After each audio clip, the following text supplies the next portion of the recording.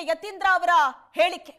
High command Yathindra ಹೇಳಿಕೆಯ ಬಗ್ಗೆ ಹಾಗಾದ್ರೆ ಏನ್ ಕ್ರಮ ತಗೊಳ್ಳುತ್ತೆ? ಸಿಎಂ ಪುತ್ರ ಯತೀಂದ್ರಗೂ ನೋಟಿಸ್ ಅನ್ನ ಶಿಸ್ತು ಸಮಿತಿ ಕೊಡುತ್ತಾ?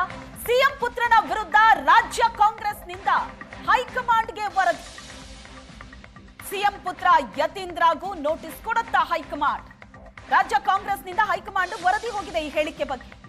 ಯತೀಂದ್ರ ಸಿದ್ದರಾಮಯ್ಯ ಪದೇ ಪದೇ ಹೇಳಿಕೆಗಳನ್ನ ಕೊಡ್ತಾ ಇದ್ದಾರೆ. ಶಾಸಕರಿಗೆ ನೋಟಿಸ್ ಕೊಟ್ಟಂತೆ ಯತೀಂದ್ರಗೂ ನೋಟಿಸ್ ಕೊಡಿ, ಯತೀಂದ್ರ ಹೇಳಿಕೆಗೆ ಕಡಿವಾಣ ಹಾಕಿ ಅಂತ ಕೆಲ ನಾಯಕರು ಆಗ್ರಹಿಸಿದ್ದಾರೆ. ಸಿಎಂ ಮಕ್ಕಳಿಗೆ ನೋಟಿಸ್ ಕೊಡಲ್ವಾ ಅಂತ ಶಿವಗಂಗಾ ಬಸವರಾಜ್ ಪ್ರಶ್ನೆ ಮಾಡಿದ್ರು. ಯತೀಂದ್ರಗೆ ನೋಟಿಸ್ ನೀಡಿದ್ರೆ ಸಿಎಂ ಸಿದ್ದರಾಮಯ್ಯನವರಿಗೆ ಮುಜುಗರ ಆಗತ್ತೆ. ನೋಟಿಸ್ ಹಂತಕ್ಕೆ ಹೋಗೋದನ್ನ ತಡೆಯೋದಕ್ಕೆ ಸಿಎಂ ಬಣ ಯತ್ನ ನಡೆಸಿದ್ರು. ಸಿಎಂ ಪುತ್ರ ಯತೀಂದ್ರ ಸ್ಟೇಟ್ಮೆಂಟ್ ಏನೋ ಕೊಟ್ರು, ಆದ್ರೆ ಅದರ ಆಫ್ಟರ್ ಎಫೆಕ್ಟ್ ಏನು? ಹೈಕಮಾಂಡ್ ಕ್ರಮ ತಗೊಳ್ಳುತ್ತಾ?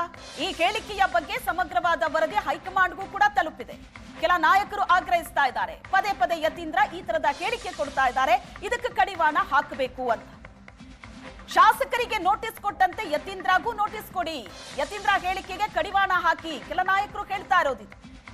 ಸಿಎಂ ಮಕ್ಕಳಿಗೆ ನೋಟಿಸ್ ಕೊಡಲ್ವಾ ಅಂತ ಶಿವಗಂಗಾ ಬಸವರಾಜ್ ಪ್ರಶ್ನೆ ಮಾಡಿದ್ದು ಡಿಕೆಶಿ ಬಣದಲ್ಲಿರುವಂತಹ ಶಾಸಕರು.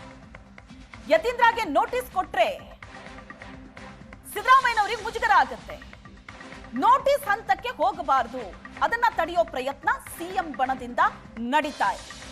ಫೈನಲಿ ಯತೀಂದ್ರ ಅವರ ಈ ಹೇಳಿಕೆಯ ಬಗ್ಗೆ ಶಿಸ್ತು ಕ್ರಮ ಆಗತ್ತಾ? ನೋಟಿಸ್ ಕೊಡ್ತಾರಾ ಸಿಎಂ ಮಗನಿಗೆ?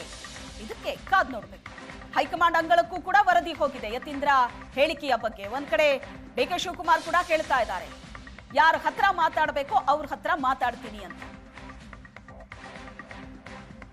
ಸಿಎಂ ಪುತ್ರನ ಈ ಹೇಳಿಕೆ ಹೊಸದೊಂದು ಚರ್ಚೆಯನ್ನ ಹುಟ್ಟುಹಾಕಿದೆ. ಸಿದ್ದರಾಮಯ್ಯ ವರ್ಸಸ್ ಡಿಕೆ ಶಿವಕುಮಾರ್ ಅಂತ ಇದ್ದದ್ದು ಈಗ ಮತ್ತೊಂದು ಹೆಸರು ಸೇರ್ಪಡೆ ಆದಂತಾಗಿದೆ.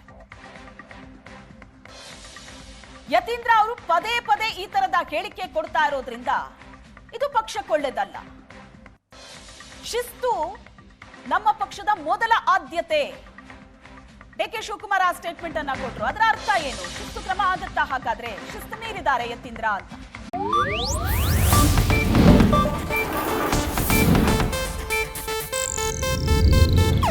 ಇದು ಏಷ್ಯಾನೆಟ್ ನ್ಯೂಸ್ ನೆಟ್ವರ್ಕ್ ಪ್ರಸ್ತುತಿ.